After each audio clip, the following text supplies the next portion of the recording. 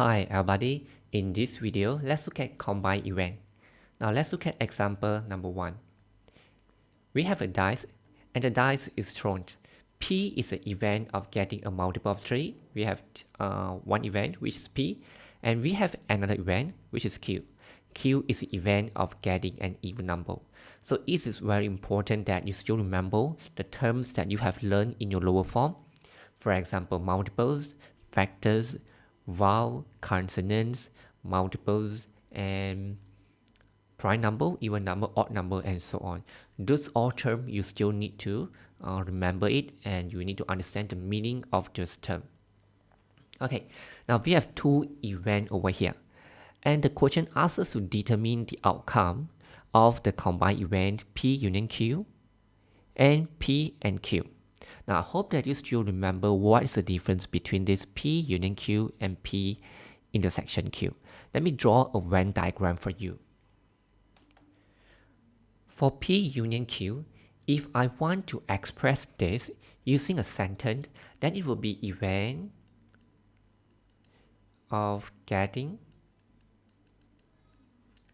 a multiple of 3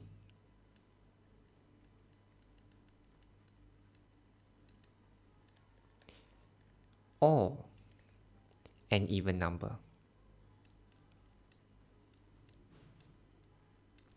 So when you see this symbol, we use or.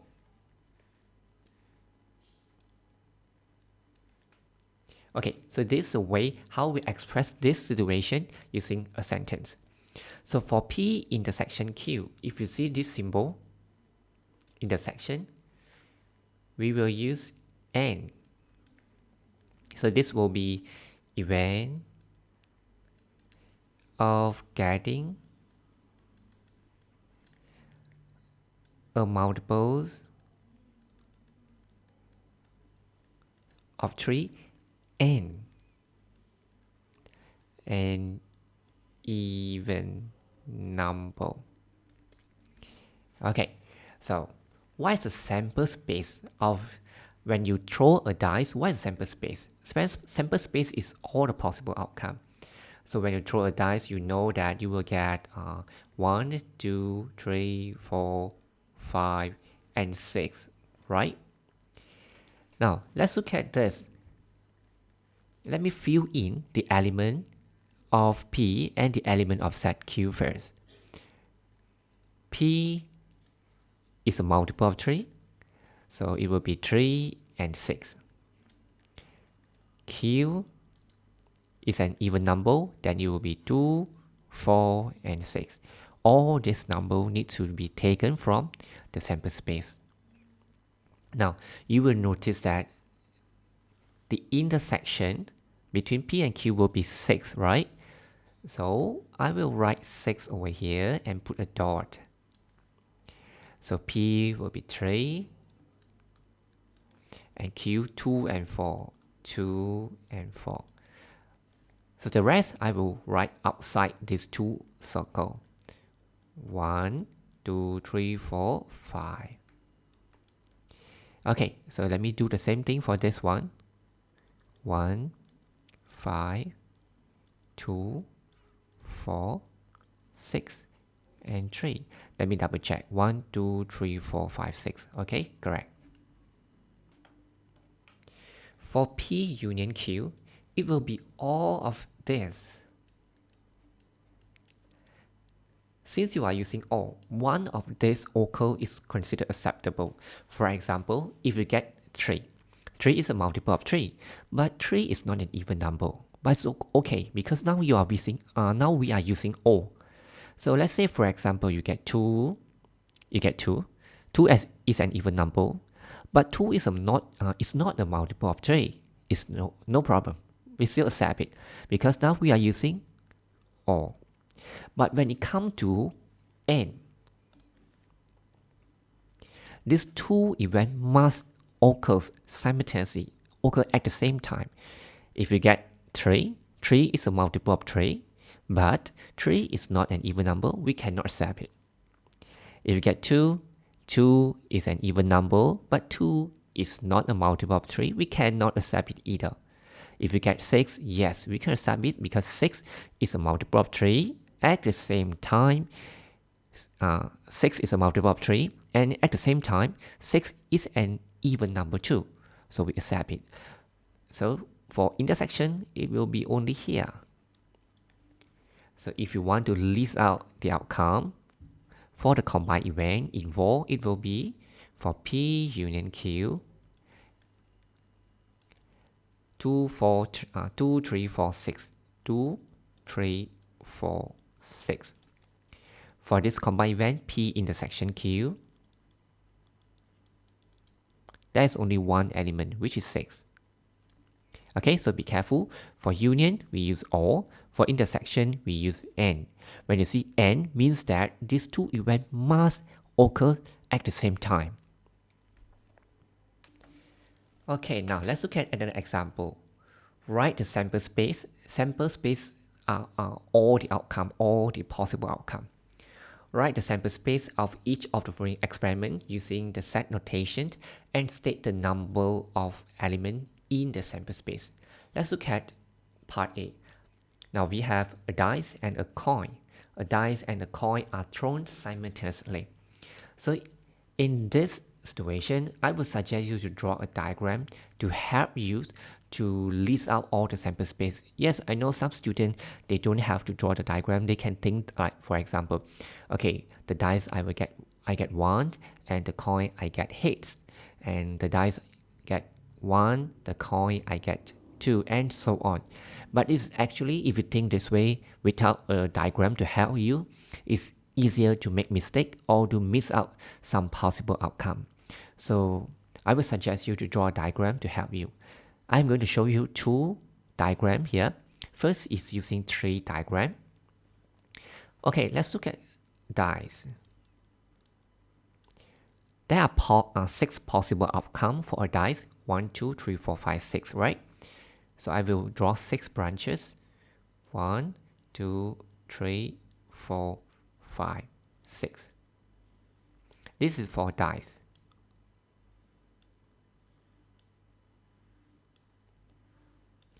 Okay, now go to coin. For coin, we either get heads or tails, right? Head or tail, head or tail. Okay, we do the same thing for the rest.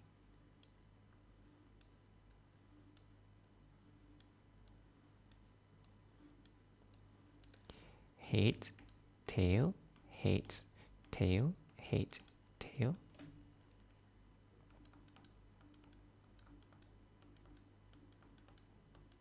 Okay, so here we have 6 possible outcomes, and the coin is 2 possible outcomes, right? Either head or tails. So 6 times 2, you will get 12. So here we have, total we have 12 possible outcomes. So this is the first diagram that I'm going to show you, which is a tree diagram. You will notice that when sometimes it will take a lot of space. So if you think this is hard for you to draw or you need a lot of space, you can use another method like simply sketch a graph to help you to visualize all the possible outcome.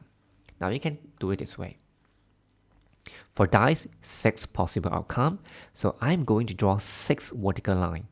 1, 2, 3, 4, 5, 6. This is for dice. Okay, let me write over here. Dice.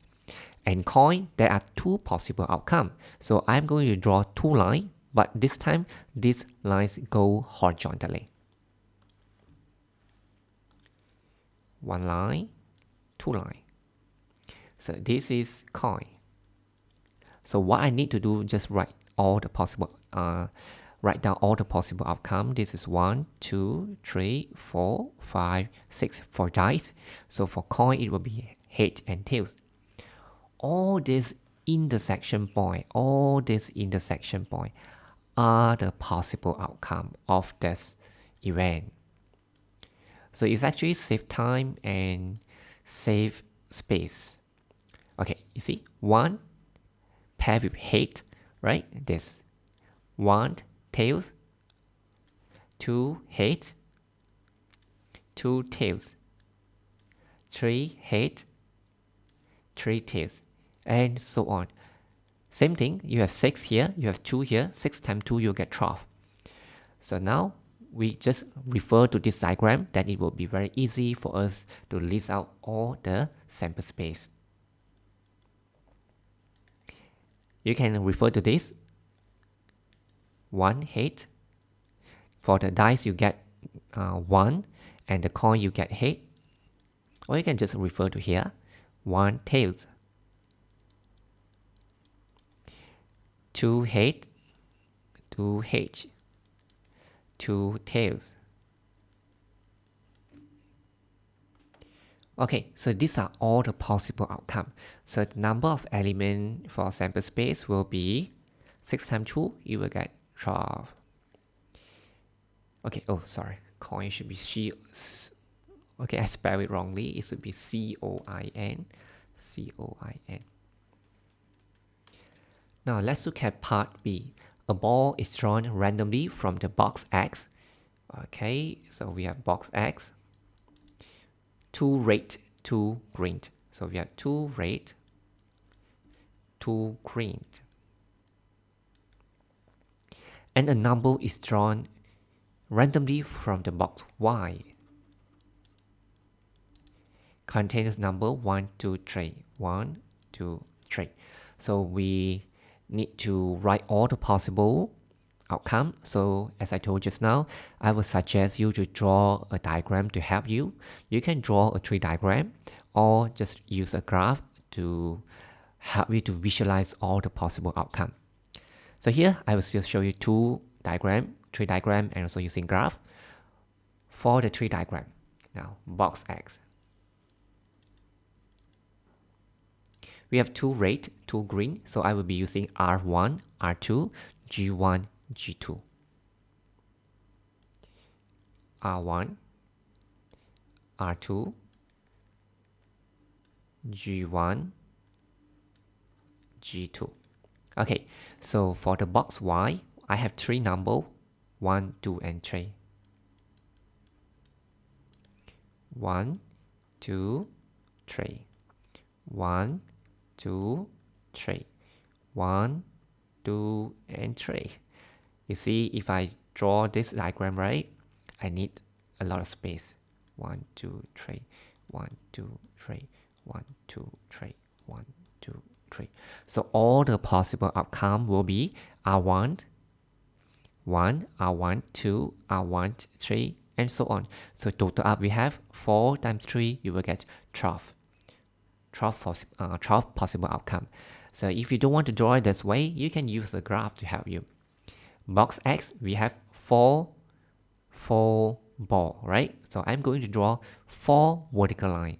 1, 2, 3, 4. So this is for box X. For box Y, I have 3 numbers. So I'm going to draw 3 horizontal line. 1, okay, let me use same color. 1, 2, 3. So this is box Y. For box Y, I have 1, 2, and 3. For box X, I have R1, R2, G1, G2. So all the intersection point here, these are the all possible outcome. So total up 4 times 3, you will get 12. You will get same answer as this one. We have 12 intersection point over here. So next step is to list down all the possible outcome. You can refer to this or this. So here, I think this one should be no problem, right? So let us refer to this. R1, from the box X, I get R1, red ball, and box Y, I get number 1. So it will be R1 paired with 1. Okay, so it can be R1 and the box Y I get 2. So R1, 2, and so on. So total up, you should be able to list out 12 pair of possible outcome. Okay, so I have listed all the possible outcome. So this will be the sample space. How many elements do we have here? 12, right? 4 times 3, you will get 12. Now let's go to part C. There are 5 letters card in the box L, A, U, G, H. 2 letters card are picked at random from the box, one after another, without replacement. So you have to be more careful. With replacement and without replacement, you will get different answer. If without replacement, it's impossible for you to get 2L, 2A, 2U, 2G, and 2H. So you can draw a Venn diagram if you, sorry, not a Venn diagram. You can use tree diagram or you can use graph. So if you use tree diagram, you will get this. Now, first card, L, A, U, G, H. If the first card you get L, second card is impossible to get L again because we do not replace the card back. So you notice that for the second card, I write A, U, G, H. If you got L for the first card. So if you get A for the first card, so the second card is impossible to get an A. So you will left L, U, G, H. So you need a lot of space, right? So total up, you will end up 20, this is 5, this is 4, 20 branches. You need a lot of space. So in this situation, drawing a tree diagram might be not a good idea for us to use to help us to get the sample space. So I will be still using graph to help me to get the sample space. First, I have first card. I have 4 choices, right? 1, 2, 3, 4. Oh, sorry, not 4, 5. Okay, but you look carefully for the second card. I have 4 only because without replacement, right? After picking 1 card, only 4 cards left inside the box, but it's okay. So I will still draw 5 lines. 1, 2, 3, 4, and 5. Okay, so this is first card. This is second card. So let me label the letters that we have here. L, A, U, G, H. L, A, U, G, H. But not, this time you need to be more careful. Not all intersection points here are acceptable because the card without after picking a first card, we do not replace it back. So all this point L, L, A, U, U, G, G, H, these are all impossible outcome. So when we want to list the outcome, we cannot list LL, AA, UU because it's impossible to happen, right? So same thing, when you want to write the sample space, just refer to the intersection point and be careful. Don't list all these 5 outcomes. 1, 2, 3, 4, 5. This is impossible for this situation because of without replacement.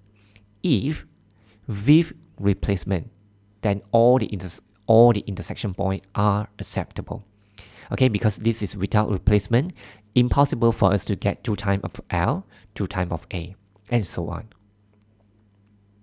Okay, finally I have finished this thing. All this possible outcome. LL is not possible, so be careful of this 5 intersection point here. Not possible because of without replacement. So LA, LU, LG, LH, AL, AU, AG, AH, UL, UA, UG, UH, and so on. So total we have 20 pair of possible outcome. 1, 2, 3, 4. Okay. Number of elements for sample space will be 20. Okay, now let's look at another situation. The diagram shows 6 label cards in 2 boxes. So we have box A and we have box B. The first card is chosen at random from box A. Then the card is put into box B. I'll say, okay, you need to be more careful here. If let's say the first card picked from box A is P, this card is going to put inside the box B. Now, box B will have P, R, and 5. Okay, so the given situation here is slightly different from what we did just now.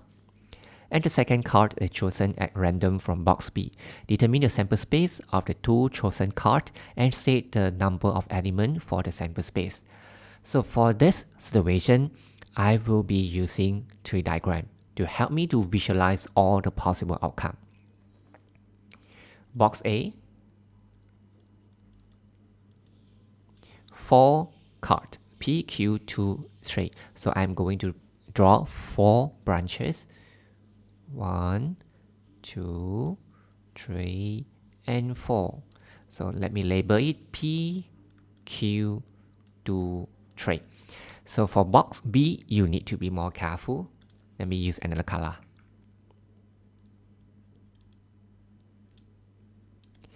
If the first card you get is P, the P will put into the box B. Now the box B will have P, R, and 5. P, R, and 5. Okay. So how about if the first card you got is Q, then this Q is going to be put inside the box B. So now we have Q inside box B, and definitely we have another 2 cards, which is R and 5. Okay, so now you need to be more careful here. If the first card is P, so the second, when you want to pick from the box B will have P because this card is from box A, right? If the first card you got is Q, then when you want to pick from box B, Q will be inside the box B too, because you put it back from box A, you take it and you put inside box B. So if the first card is 2, then 2 will be in the second box, box B. If the first card is 3, then 3 will be put inside the box B, so you will see 3 over here. So total up we have, this is 4, this is 3, 4 times 3, you will get 12. So if you want to list the sample space, then it will be PP, PR, P5. Okay, so these are all the possible outcomes. So the number of elements in the sample space will be 4 times 3, or you can calculate from here. So you will get 12. Okay, so this is a way how we list the sample space. Use a diagram, tree diagram or graph to help you to visualize it, so it's easier for you to list out the sample space. That's all for this video. See you next time. Thanks for watching. Bye bye.